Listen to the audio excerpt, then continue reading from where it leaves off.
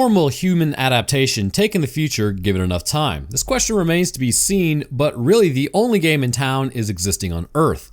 That said, there are quite a few examples of human adaptation which, given enough time, would be quantified as human evolution. Take skin tone for instance. It is an adaptation to direct sunlight.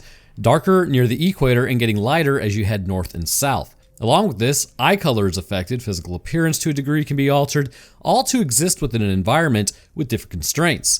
One of the most prevalent examples I like to point to in at least adaptation that is currently taking place within the areas of Indonesia, Malaysia, and the Philippines. They're essentially people referred to as sea nomads, and studies suggest they have larger spleens than other populations, which kind of helps them store more oxygenated blood, can focus their lenses better underwater, allowing them to see, and an adaptation in the length of their feet and hands, as well as webbing that is starting to form, allows them to swim better. And this is taking place on just Earth. Extrapolate that out to an entirely new world, and you may see how adaptations that go well beyond what our species would be capable of here, because of the simple fact that there are weeding factors out there that make them more prevalent. Furians actually fall under this category. In the Chronicles of Riddick universe, humanity has spread out amongst the stars and subcultures appear to have formed. While there are evidently aliens as seen with the Bioraptors and very likely human-like aliens as confirmed with, kind of the Furians being alien because they adapted onto the world of Furia. I'm not gonna lie to you, there's a lot of crisscrossing lore, so what I'm saying concerning absolutes is pulled from the lore directly. However, with evolutionary biology, that's going to be speculative, and the discussion of their physiology will be based on the context clues that we see. I also gotta add in there that there are people who were extremely upset in my Pitch Black episode. All I can say is go ahead and touch grass, brother. It's a movie, and there's a lot of lore to it. Please do not cry in my comments. So in today's episode, let's discuss the Furian species and put to rest where Riddick actually got his eyes from. But first, this episode is sponsored by Raycon. It's time to save big for Black Friday. Go to buyraycon.com/Roanoke today to get up to 30% off site-wide. That's right. You'll get up to 30% off everything on Raycon's website when you go to buyraycon.com/Roanoke. I've been using my Raycons now for a considerable amount of time, and I absolutely love these earbuds. With their 32-hour battery life, like you charge it for 10 minutes and you get 90 minutes of playtime, they're always there when I need them, and my favorite feature is actually the active noise cancellation mode. That helps me stay focused during my workouts, not to mention the audio quality is amazing. So lifting to like say the World Spear Super Heavy Fighting from Doom Eternal with these earbuds is like nothing short of an experience when going for a PR. Being that they are also sweat resistant, this makes them the perfect fit for when I'm lifting or just going outside to do yard work. Plus now you can get a protective case cover. I chose granite as who doesn't like stone representing strength? So if you're in the market looking for some new earbuds, then go to buyraycon.com/Roanoke to get up to 30% off site-wide. And if you aren't satisfied, there is a 30-day happiness guarantee, so really, you can't lose. All right, let's get back to it. But as always, I want to thank you guys for watching. If you enjoyed, then leaving a like would be baller of you. We broke the 20K goal last time, which I do appreciate.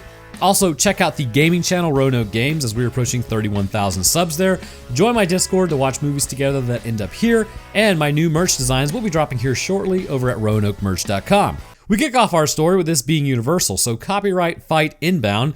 Get your views on the video while they're still fresh. We see a big metal face, 3 actually, with a blue orb exiting out of the top. The world seems conquered as we hear it's an army unlike any other. They go from planet to planet. If they cannot convert you, they'll kill you. Basically, they're space Romans. As Mr. Three-Face here gets back into his ship, the rest of the ships then take off. They're headed towards the skies. Sailing away, they then detonate their countermeasures all over the planet. Which, okay, first things first, you just destroyed a habitable planet. Like, I get that you're a roving band of unmarried men hacking and slashing for converts, but why not conquer the planet and then, I don't know, keep it? Why deny your army the spoils of war and then just dust the planets you've conquered? It doesn't make any sense. This overall seems like a pretty bad plan. I really hope you guys don't get like just relegated to just your ships and then end up having one guy take over your whole operation. That would be crazy. Lord Marshall is in charge. He allegedly went to the Underverse and is half alive and half something else. Allegedly. In normal times, evil was fought by good, but now evil must be fought by a different type of evil. Or it could be fought by a great. I don't know, I just work here. We now jump over to a completely not bald vehicle identification number Diesel. Running across the surface of a frozen world, a team of mercs are hot on his trail, luring them into a cave. Man, the two outside that are just hanging on harnesses, like on the size of the ship, really got the crap into the job. No hazard pay, BTW. Riddick begins cutting them free as the mercs realize their guys outside are gone. Flying around, one guy then says they should probably just get out of there as Team Lead says, no, you're the new gunner. So as Merc 1 leader flies, Gunner then gets pulled out as Riddick is in the ship, sitting there, menacingly. Telling him what mistakes he made, Riddick then goes to grab him, as then he asks who put the collection on him for 1.5 million, as he's informed it's from Helion Prime. Asking whose ship it is, he then throws Team Lead out the door and is headed for the skies! Is that joke lame yet? It was actually bad from the beginning. I'm assuming he starts hooking up like cryosleep syringes. He said that he knew they would come for him. Arbiter then put a bounty on him, and now he's flying to go see why he even did that in the first place. Entering the atmosphere of Helion Prime, absolutely wild the ship didn't wake him up prior. A really stupid looking aircraft tells him to land as then he smacks it in the soft white underbelly and then flies towards a city that I'm assuming is just New Mecca. Here, a combination of British and Egyptian armoring is pretty much the standard. Arbiter then comes into his home, finding that Riddick is standing there cutting his hair all over the freshly swept floor. Arbiter then gets a knife to his throat, responding, "Were it so easy to kill me." He didn't say that, but I'm pretty sure he was thinking it. His daughter then spills the spaghetti out of her pocket about what her name is, as Riddick is asked if he killed monsters. Allegedly. Up in the sky, a comet now arrives. Arbiter tells Riddick the comet has always preceded them, the world enders. Okay, so you're telling me our species is pretty insanely advanced at this point, right? To the point that we have entire planets conquered that develop their own cultures and evolutionary traits. That's how much time has passed. And we don't have like Mac cannons up in space to protect planets, not even a space fleet to deal with potential aggressors. Like, why are these things not being blown out of the sky? I refuse to believe it. Humanity is way too warlike to just have air and ground forces when we just so easily have access to space as well. And again, these space Romans have been showing up from system to system where it said 8 million colonists have gone missing. No shot Space USA isn't showing up with space nukes and blowing that comet out of the sky. Where is Commander Shepard? Riddick then says the universe had to end sometime. Not really.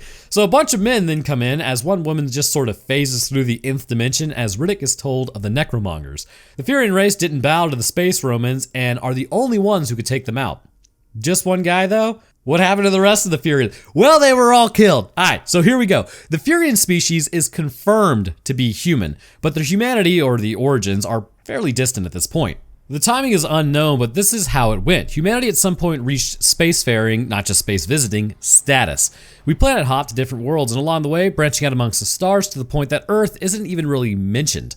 Likely, it's still the seat of humanity's power because Earth is always going to be number one. But smaller worlds in the distant fringes of human-controlled space are likely really not all that important. And because of this, humans at settled worlds would likely be left alone for the most part, and it doesn't appear that there was actually too much interaction between those who settled worlds and the humans back home.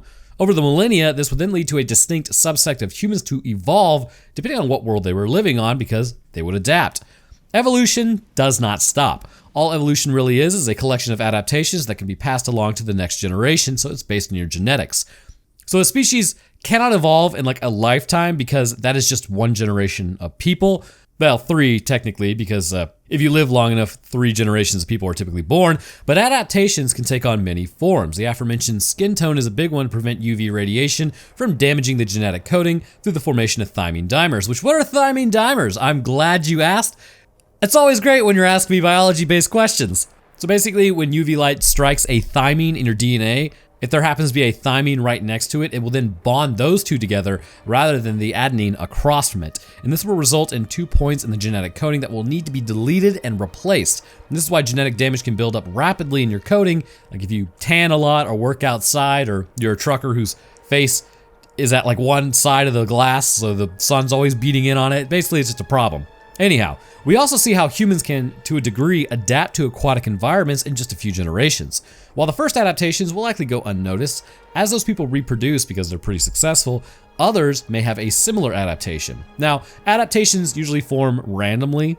Epigenetics, which is basically gene expression, is going to be more targeted, but a randomly evolving adaptation may make you more fit for your environment. So these features, if you actually hook up with somebody who has a similar feature, those can become enhanced. It's sort of like breeding two docile wolves to create dogs. What you breed in can build upon itself, and this is the basis of evolution. Slowly over time, these features become more and more pronounced. In the case of the Furians, it's important to understand that Homo sapiens is a sort of kind of like a jack of all trades, which makes us almost built to adapt to other worlds. While yes, we are going to have some issues, such as like if a higher gravity world is where we land, our joints may wear down faster. On a lower gravity world, our muscles may wither to a degree, our heads will actually become larger, meaning C-sections will probably be the only way we can actually be born on those lower gravity worlds, as we won't really fit through the birth canal properly. And on hot worlds, our sweat glands may increase in numbers. On low oxygen worlds, our red blood cell count may quadruple, like those who live in the Andes Mountains.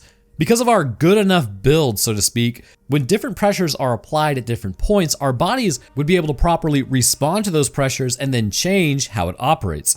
While humanity has some clearly crippling flaws concerning our durability, it's likely as long as the planet isn't completely sterile, then we could adapt to live there. Alien Romulus be damned, actually. But what form did this take for the Furians? Well, to get there, we need to discuss how epigenetics will change a person, epigenetics of course being the expression of genes versus an actual honest-to-God adaptation, leading to evolutionary changes.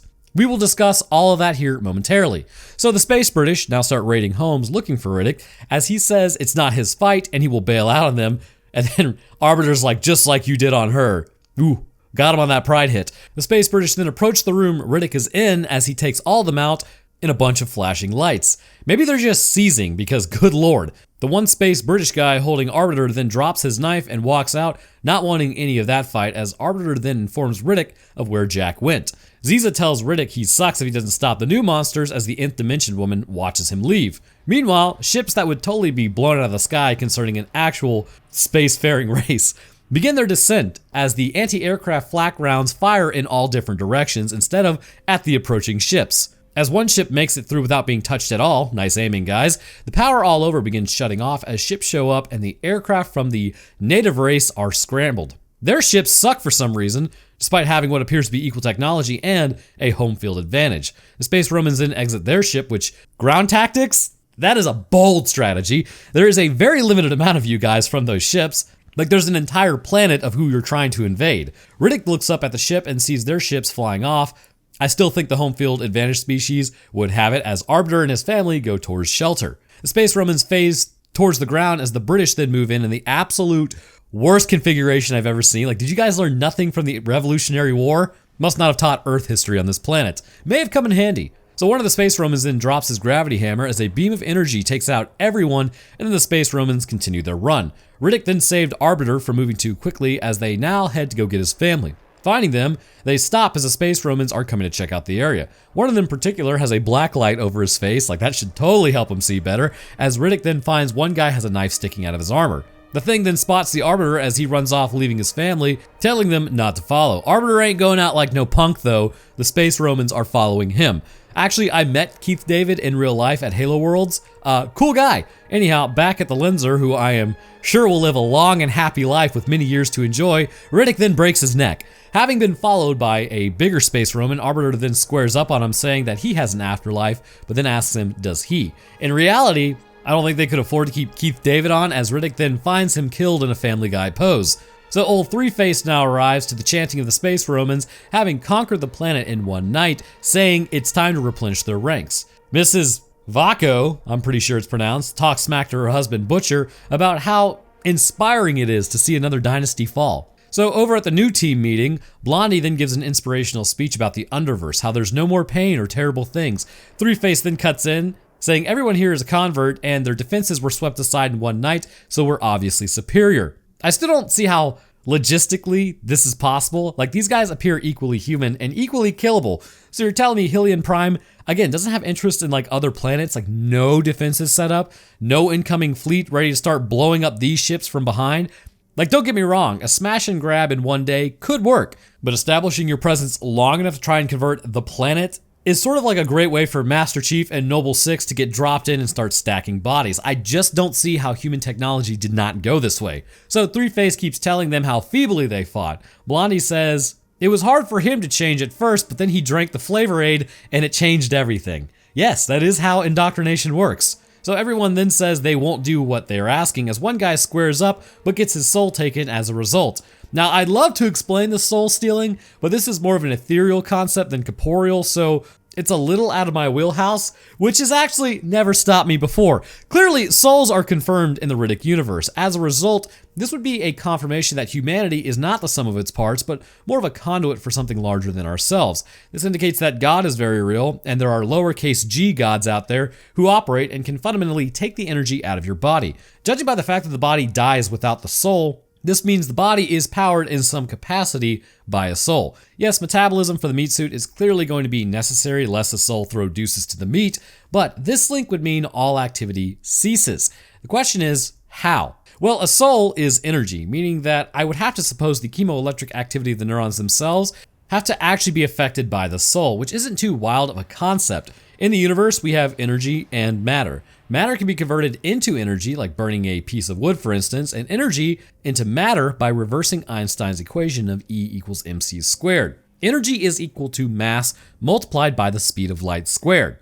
A little more complicated, but scientists have actually created a pair of particles, an electron and a positron, from a high-energy photon through a process of pair production. So you aren't really going to be doing this in your backyard, but it does show the process goes both ways. Light bridges coming to a city near you in a long time. But this energy, being a soul, based on this equation, is intrinsically linked to the matter of the body. By removing one of the two, the other is no longer able to function. So the marshal uses the energy of his soul to pull the souls out of others. Of course, this would also mean that if you have a good handle and connection to your own soul, the dude is going to have some problems, and potentially maybe you could just pull his soul out of his body.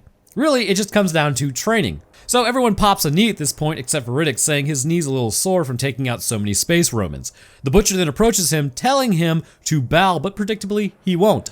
Riddick then points at the big dude, saying he wants to take a piece of him. The fight ends pretty quickly as Three-Face tells him to stop. Handing Riddick the knife, he then asks him what he thinks of it. So some crappy CGI stuff happens as Three-Face says, in their faith they keep what they kill. Careful with that, holy man. It could backfire. So then the wife of the butcher approaches, showing Riddick the way, as she puts it. Butcher, I think you may have chosen a bad wife here, brother. Entering the ship, she then shows him around as he sees the converts receiving their mark of the Necromonger. Entering one room, bro, why are you agreeing to all this? The door then shuts as the gravity is turned up to 11, as for some reason, Vaco calls him a breeder. Alright then, entering the neocortex to regress his mind, they begin going through his memories. Oh god, they're touching his neocortex. They figure out that he's a Furian as they start freaking out, telling everyone to kill the Riddick. So a fight then ensues against the armed guards as Three-Face says to go find him as Riddick gets back down to the planet. The ship chasing him then gets blown out of the sky by the mercs, coming to claim their bounty. And again, all it took to take this ship down was basically like an RPG round. This planet's entire military lost in one day? Brother. Okay, so with the confirmation that Riddick is a Furian, if there is any confusion, we need to discuss why this freaks everyone out so much. Allegedly, Furia, which is a planet settled by man sometime in the distant past, this left humans, because that is the origins of this new subspecies, on a planet that was quite brutal, and some saying it was cursed. Now with the existence of souls and elementals and, people who hide remotes, an actual curse could possibly exist. But what this did was leave those who were strong enough to withstand the brutality of the planet to be pretty much the ones who were breeding. As millennia passed, humanity would begin to change in several ways, but even amongst their new designation as a Furian rather than an Earthling, there would be an even stranger adaptation that would arise within humanity. Furia is considered to be highly volcanic as a planet, resulting from its highly eccentric orbit. An eccentric orbit essentially would swing further out from its sun and then closer to the sun at certain points in the year. Earth actually has a somewhat eccentric orbit, or elliptical orbit as it's said. During the winter, in the northern hemisphere, we are actually closer to the sun, and during the summer, we are further away. The southern hemisphere gets the actual brunt of its summer being closer to the sun and its winter being further from the sun. Really, our fluctuations are dependent upon the angle of sunlight. With a more eccentric orbit, the distance from its star would affect it more heavily concerning temperature, and coupled with this, the gravity pulling on the core of the planet from the sun when it got closer, this would cause volcanism to arise. Now, here's the real question. If you put the word volcano and canoe next to each other, either it's volcanoe or canoes are called canos. I don't make the rules here, I just notice things. So this harsh environment and likely mixing of gases from the actual volcanoes erupting all the time would make the circulatory system of a Furian likely contain more red blood cells in order to move more oxygen efficiently, as there is likely a higher blending of gases in the atmosphere,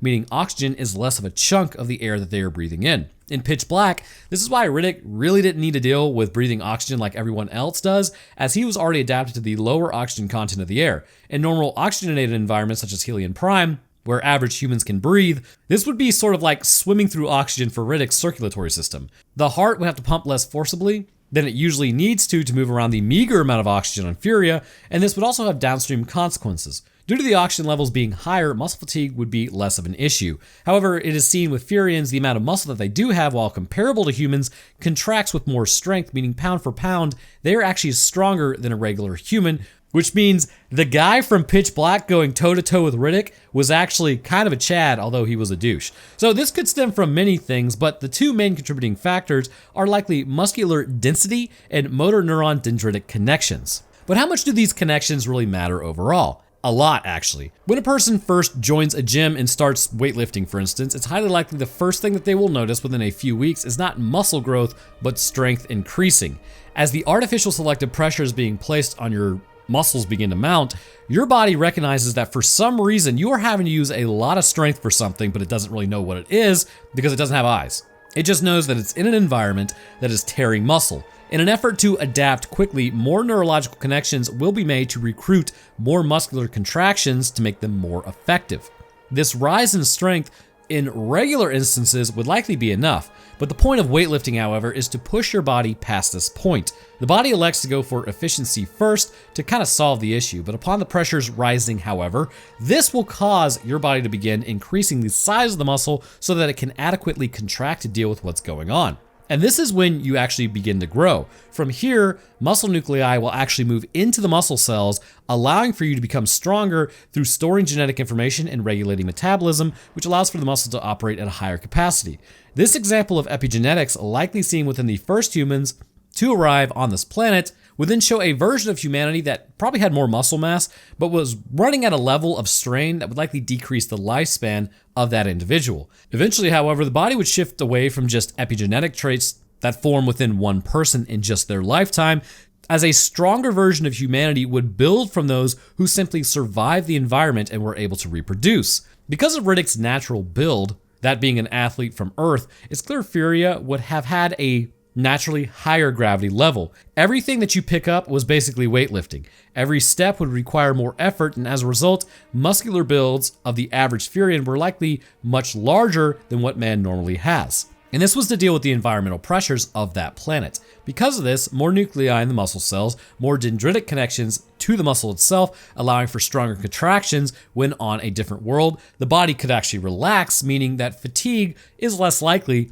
than what we could probably expect from a Homo sapiens who was also on the same planet dealing with the same issues. This muscle mass and strength would also increase the bone density in order to deal with the pulling forces applied to this, along with the pressures of living on a planet with higher gravity clearly made breaking a bone a very likely scenario. So anyone with even just a little bit more of a denser bone genetic makeup would interbreed with those who had the same genetic makeup, because those without stronger bones may fall down, break something, and then meet their end if not quickly attended to given the brutality of the planet. And we already know that in some humans, it's called double bone density, and those that likely haven't broken a bone, you may actually have this and just not know it. Essentially, the bone is basically twice as dense as normal bone. There's really no ill effects to it. It may be a little bit more difficult to swim because you're not as buoyant, but apart from that, your bone is just much stronger. And this could pretty much stem from the fact that, there's about 1% of the human genome, I believe, like all the way down to like 0.01%. It's a really, really small amount of your genome, but there could be Neanderthal DNA in you and they had thicker bones anyways. So it could stem from that, but the point is that let's say two double bone density people hook up and create another double bone density offspring, then that offspring goes and hooks up with another double bone density, and then you just kind of go from there, and you can kind of see how the bones would just continue to get stronger and stronger. But over time, this created a subspecies of humans with these stronger bones, stronger muscle, and likely a stockier build overall. That said, it may not have been all positives depending upon who you ask. The propensity for violence that is seen within Riddick and his subspecies is regarded as them just being a warrior race. Humanity is already violent, as we all know, but our prefrontal lobes, typically when fully developed, will stop us from just going completely, ape mode from time to time. But even then, hey, we're all human, right? so it's not entirely successful in preventing a more primitive part of your brain from taking over. Those who were aggressive and strong on Furia likely took dominance due to their builds, but that would only be reinforced over time by Furians becoming stronger and stockier. So the question is, what does this do to the brain? Well, neurologically, the concept of nature versus nurture comes into play with this one. Does the concept of a brutally horrible planet change men into something as brutally horrible, or does the actual pressures from the planet physically shift man towards a more animalistic tendency to ensure survival? Does this cause the body to grow, but the brain to be put more on the back burner concerning its own development?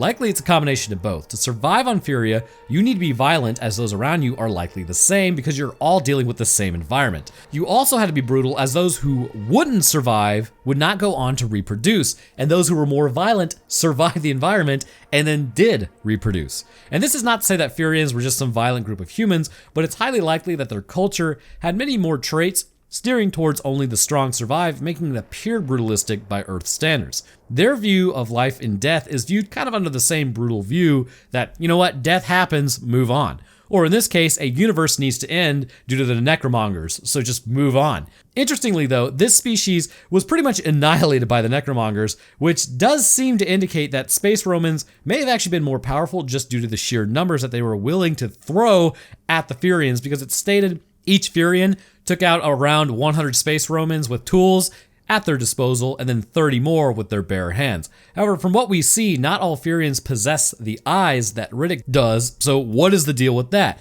Well, let's discuss that momentarily, because that one involves some long dormant genes. So, headed towards the skies, they have acquired Riddick, and they're trying to figure out where to take him. They mentioned Butcher Bay, but he says that's not bad enough and it's already been covered in the games. Instead, he brings up Crematoria where Jack is. Butcher now looks for Riddick as a Linzer then spots the ion trail behind a ship, kind of giving away their entire position. So as leadership then talks about how to attack the next planet, you would think they would have already had this pretty much down pat by now, but Butcher approaches Hannibal Lecter from behind, seeing if there's a weak point, as I am assuming he then goes to talk to his wife, who's not wearing makeup. She's just damaging her skin around her eyes, charring them. That is pretty hardcore. She talks about how another will be promoted to full dead, which God knows what that means. Butcher then says that's a conspiracy as he tries to tell him basically he should take out Three-Face. Jumping over to Riddick, he's talking once again to himself in his own head. He does that quite a lot. Meanwhile, Three-Face has found the elemental, but she's just apparently neutral. Headed over Crematoria, it's 700 degrees outside on the day side, but then apparently negative 300 degrees on the night side. So first things first, no. This planet has an atmosphere that is breathable by humans, which means it would need to be thick enough to retain a proper amount of gas. Gas holds heat. The backside of the planet has no shot being that cold, as the atmosphere would retain heat from the front side. I mean, look at Venus. You wouldn't say it's cold on the night side at all because the atmosphere is retaining heat. Someone said my pitch black review was pedantic. Listen, brother, I raise you pedantic and shallow. Headed down to the planet, the robot then tells them approach is not good, which made me laugh. Like, why did you program it to say that? Going to land, for some reason, the sun then screws them up, yet in space, they can deal with being directly in the sun. Don't ask questions, it's for fun. Entering the hangar, their ship is looking a little toasty. Walking Riddick into the roller coaster of doom with a horrific amount of crossfire fields, they begin their descent into the planet. Heading deep down, one guy then talks smack about how the goggles will be his as Riddick then launches him into a light, as Tomb says, good, now it's a four-way split. 29.4 kilometers down, or in the Lord's units, 18.2 miles down, they then throw Riddick into a hole. However, as he's lowered, the Warden says he will give him only 700k for Riddick instead of the 1.5 million. Toombs then stops the drop because he's like, yeah, no. The Warden then says he needs to confirm the numbers, as he also talks about how these are dangerous days with colonists going missing. Riddick then frees himself from his binds, and apparently it's immediately on site down there with everyone. Finding Jack almost instantaneously though, Wenman then talks about how there are inmates and then there are convicts. There's a certain code of conduct down here. Riddick then just says he's passing through as he walks off, getting held up by Jack. She's upset, asking him how she gets eyes like that, and she's also killed a few people and then got sent to Slam. She calls him a liar, saying Jack was weak and her name is Kira now. okay? So back on the planet that couldn't fight back, the Elemental goes and meets Burnt Eyes as they start talking about Riddick. The Elemental tells her to save her threats, and then she tells her about how the Necromongers wage war on Furia, taking out the entire race. So they pretty much lost is what I'm hearing. One survived, and he's prophesized to take out Hannibal Lecter. Like, they're all afraid of the Furians, yet the Furians got stomped. Back at Crematoria, it's feeding time. Everyone line up for your gruel. Well, actually, to become gruel. Like, I am not sure why, but they end up letting in what amounts to be armored tigers. Like, aren't you guys getting paid to keep the inmates away from civilized society? If you let them get eaten, don't planets stop paying you? Letting in Dr. Mambo and Professor Furface, they begin tracking down the convicts. Everyone begins hiding in their cells as Jack squares up, but avoids getting eaten. One guy then gets eaten as another also gets got. As Dr. Mambo continues stalking, it then finds Riddick. Staring at them, they have the same eyes. This is literally me every morning with the good doctor. Having survived, it then goes to attack the convict leader as Riddick says, "It's an animal thing." So interestingly, we see the tapetum lucidum is intrinsic to these animals, indicating that they are actually nighttime predators, or at minimum, crepuscular, just like house cats of Earth. This means they usually hunt at dawn or dusk, where the light levels are lower, but they can still see. A tapetum lucidum's function is to take in incoming light and then reflect it back onto the retina. When the light enters the eye, it will go through the retina for humans, and that's pretty much the only pass we get. Within humans, there are around 120 million rods to process low light conditions, versus the 6 million cones processing higher visual acuity and color. While 120 million rods is great, the issue is when the light is passed through, it's gone. A tapetum lucidum allows for the light to pass through again, giving the rods a second chance to kind of see what's in the light. You can directly see a tapetum lucidum in cats and dogs by shining a light source at them, and then looking directly at them, and then looking directly at you, which is then reflected back into your eyes, so you do see it. Which means congrats. You are effectively using a cat's tapetum lucidum to see. Okay, so I will say, a disclaimer here, there's two ways to pronounce this that I have heard, either tapetum lucidum or tapetum lucidum. Honestly, I don't think it matters. Tapetum does look better, but tapetum sounds weird to me, so I'm gonna go with tapetum. Anyhow, Riddick then mentions how he got this shine job, as he calls it, for a pack of 20 menthol cigarettes back at Butcher Bay, as seen in the video games. And I'm here to tell you, that is not the case. Let the hate mail flow. In Escape from Butcher Bay, it's actually suggested that this is a long dormant Furian trait. Shira within the game makes it known that actually he always had the tapetum lucidum, and that it was not the result of some shine job. Even Jack confronts Riddick, telling him she has seen no such shine job and no doctor would even perform the operation in the first place, let alone a convict. So what she sought isn't even possible. And this implies that this isn't something that is even in the realm of elective surgeries available, and further to that point, Butcher tells Riddick that he literally saw the invasion of Furia, and that there was a male Furian taking out soldiers left, right, and center, and he also possessed the eyes that Riddick has. So what does this mean? Well, I think specific variants of Furians are on that Sigma male grind set. At some point, a new trait arose within humanity that, while stored in our genetics, has long been dormant. Again, there are many mammals who have tapetum lucidums: cats, dogs, horses, deer, elk, moose, rabbits, mountain lions, bears, weddles, seals, weedell seals, or whatever they're called. Many creatures distantly related to man have these, which means in our genetic coding, it is in there, it's just not expressed. So what does that mean for the Furians? As we will see, Blondie is a Furian, but converted, yet he doesn't have the eyes. It is suggested that an alpha male version of Furian possesses the eyes, and regular Furians do not. Really, what that would appear to mean is that those who have genetically adapted further along to the planet of Furia, who have become a natural warrior, whose bodies have been strengthened to deal with the pressures of this hostile planet, are moving into the next phase of their evolutionary pathway. And had the genocide not happened, it's highly likely they would have continued to the point that the whole species would have possessed these eyes. Those with these eyes would have become a new species of Homo Furian, we can say. They have delineated from human beyond just being larger and more resilient in stature, and have had new adaptations arise through successful breeding partners who possess the traits to survive that were then compounded. Now, the question as to why this trait would suddenly reactivate from long dormant genes, or how these genes are even cobbled together to form a tapetum lucidum, really goes back to how many pressure points were being applied to the genetics of humanity. Several genes would need to be altered in terms of expression, and genes that were legitimately passed along to build the Furian race may have, to a degree, destabilized in function of gene expression, which allowed things to kind of change at a much faster pace.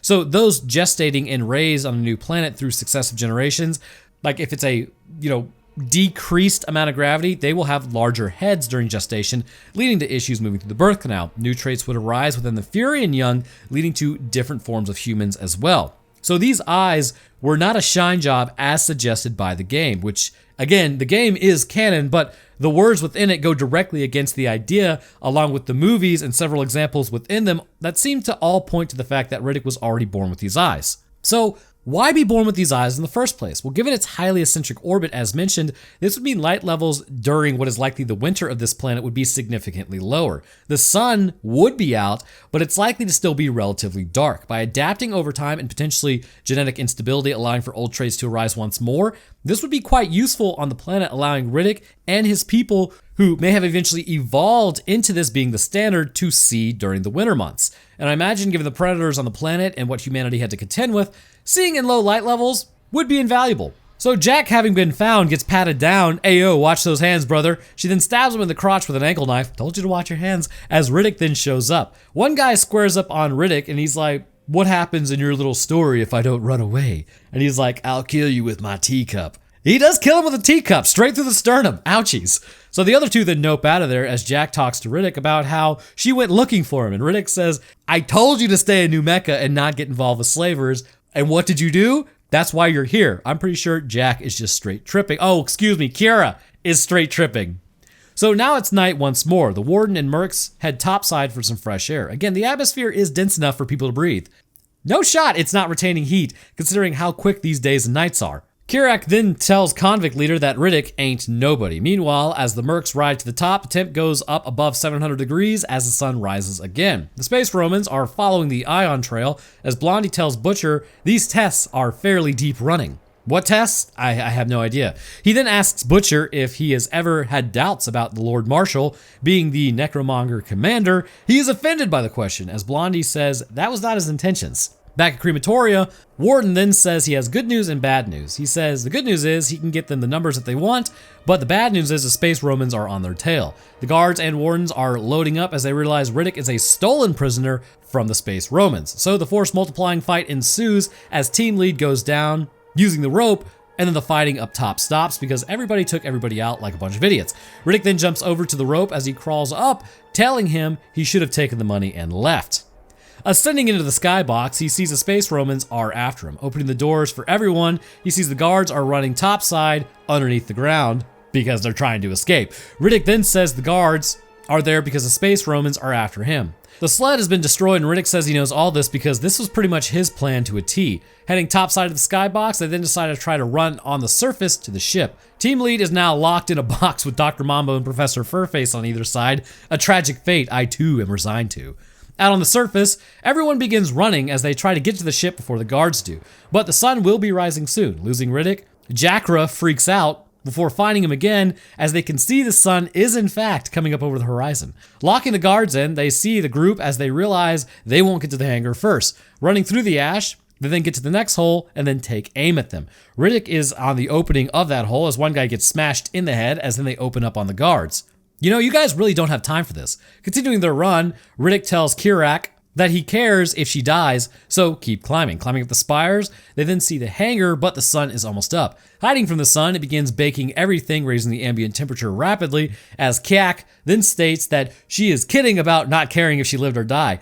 Interesting how that happens when you're actually brought to task on your words and it's like, oh, now it changes? Riddick tells everyone to run as then he ropes up and covers himself in water. One guy looks on and immediately needs a keep subscription for it.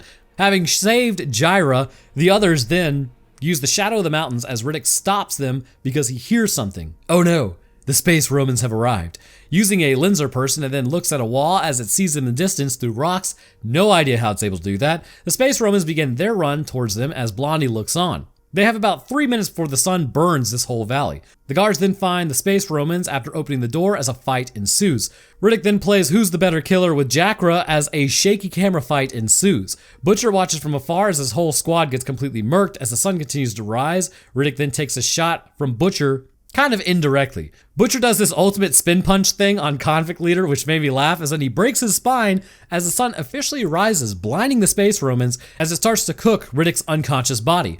Blondie then grabs Riddick, bringing him back to the hangar. Dragging him off, He then takes off his stylish finger pieces as Riddick sees the ship take off he's like, oh no, Jakra, right? But they didn't even see her. They were just bypassing her because it was so bright. Anyways, Blondie says he was supposed to send a message to him. Stay away from Lord Marshall and he will not chase him anymore. Riddick then asks where Jaira is, as Blondie says he's done unbelievable things for a faith that isn't even his. He says the space Roman in him wants to go back, but the Furian in him hopes he won't take the deal. Dropping the knife for Riddick, he then walks out in the sun and immediately regrets that choice. He could have stayed alive. Riddick then grabs the knife as he takes the ship out of there. Heading back to Helion Prime, Hannibal... Hold up, stop. He takes the same ship that is now in the sunlight that had issues landing earlier, but now they can leave. 10-4, just want to make sure I kind of highlighted that. Hannibal promotes Butcher for his accomplishments. It's evidently a day of days, as Burnt Eyes is jazzed about her husband's new promotion. I hear in the military world, some spouses request to be addressed by their spouse's rank. Ultimate cringe. So would she request the same? I have no idea why that popped in my head. I figured I would just bring that up. Hannibal now approaches the elemental and asks if Riddick is gone and what the odds are. She's like, the odds are good that Riddick is still alive. Ooh, fake out. He walks out angry as back on the surface, Arbiter's wife and offspring are still running around. They now, for some reason, begin their ascension protocol as they're headed for the sky. Back on the surface, old Burnt Eyes here gets touched by Riddick in armor, feeling that he's different. She tells Butcher that Riddick is on the ship. She tells him that he will never see the Underverse and he will die first. And she tries to convince him to take out Hannibal because she's like, you need this promotion? Because it's like a keep what you kill? Ah yes, vying for power. A tale as old as time itself. So as the ship ascends, Hannibal is quite pleased as he goes to destroy the planet. Again, why not keep the world that you've conquered? Like, there cannot be that many worlds out there with breathable air and a tolerable atmosphere concerning heat. It's called the Goldilocks zone for a reason. Sending out blue balls into the sky, Riddick then keeps walking as he's spotted by a Linzer. Taking him out, they then check what it saw last as it shows Riddick just, taking him out obviously, as Hannibal is now super scared. Looking out of the men, Butcher and Burnt Eyes now approach. Making some noise, Riddick then stabs 2 guards in the face before going to attack Hannibal. However, you can't just attack this dude from behind because his soul watches his mortal coil. Telling them to stay their weapons, he unveils Kakra. She has been converted. Hannibal then tells her to kind of go to him as she says, it hurts, but eventually the pain goes away. I think it's because you're getting stabbed in the brainstem. Riddick then asks if she's with them, but then she just kind of walks off, so I'm guessing no. Riddick says, you've killed everything I know. So throwing a knife, Hannibal then pulls the knife out of his body as he goes mono and then soul punches Riddick.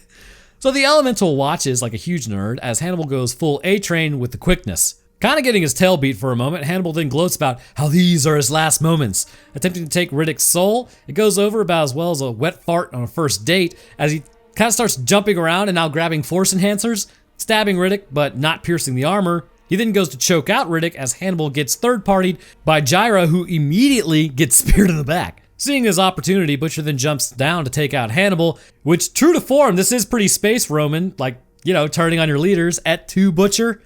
Butcher then goes to bring the hammer down on him as Hannibal's soul goes to run away as Burnt Eye says, flawless. So with the soul and body both cornered, Riddick gets his head stab on Hannibal as Burnt Eyes realizes that she's stuck with a husband who's in second place permanently. A fate worse than death.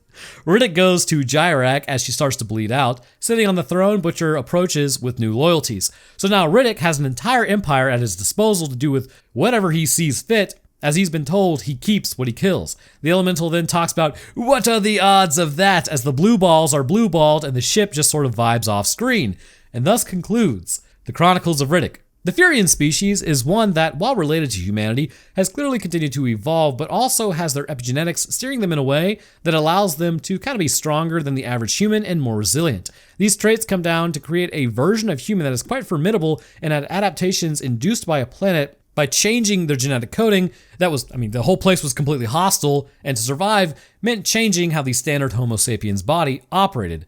The eyes were always Riddicks. There was no shine job. This was a made-up story to explain why he looks different even amongst his own people, which are now gone. Well, anyhow, I want to thank you guys for watching. What do you guys think of my theory of if Riddick was born with those eyes? Let me know down in the comments. If you enjoyed, then leave me a like. It's always appreciated. It gets the video out there. And subscribing occasionally lets you know on when I post. I'll drop my Twitter, Discord, Roanoke Games, Roanoke Tales channel link, as well as Patreon in the description. But speaking of patrons, I'd like to thank mine real quick. First, huge thank you to our Astrophysicist, Death Dancer, and Feather. Thank you guys. Next, I'd like to thank our scientists, Eris, Dakota23, Invictus Echo, Lucian Dragon, Metric System, Official Texan, and Riddicks Hellstrom. Thank you guys as well. And to the rest of my patrons, I do appreciate y'all's support. It goes a long way towards keeping everything running smoothly. You are absolute ballers.